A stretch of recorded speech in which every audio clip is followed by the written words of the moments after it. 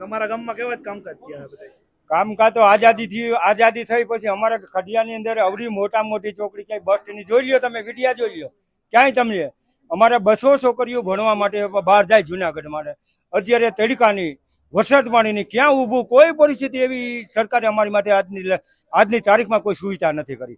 જો આ દુકાનો પર અમે 24 કલાક ભેગા જોઈજો, ફરતીકોટ ચોકડી મોટા મોટું અમારું ગામ ખડિયા છે, તો એવી અમારે ખડિયાની અંદર બસ સ્ટેન્ડની ખાસ જરૂર છે. પેશાબ પાણી બેન દીકરીઓ બહારથી આવ્યા હોય તો માણસને જાવું ક્યાં? પણ આ વસ્તુ ખરેખર સરકારને વિકાસ કરવો હોય, ધ્યાનમાં લેવી હોય વાત, તો ખરેખર આવડી મોટી ચોકડી 8-9 હજારનું ગામ, અને અત્યારે 200 થી 250 છોકરીઓ અમારી ગામની દીકરીઓ બહાર ભણવા જાય તો વરસાદ પાણીમાં ઊભે ક્યાંક 2 કલાક અડધી કલાક બસ મોડી આવે, એવી અમારી પરિસ્થિતિ છે. અને હારાથી અમે એમાં કહીએ કે હારથી અમારા ખડિયાની અંદર બસ સ્ટેન્ડ કરાવો, કોઈ સારી મૂંઝવણી કરાવો, બહારના બેન દીકરીઓ આવે એના માટે થોડીક સગવડ મળે, એવી અમારી એવી ભાવના અમારી છે.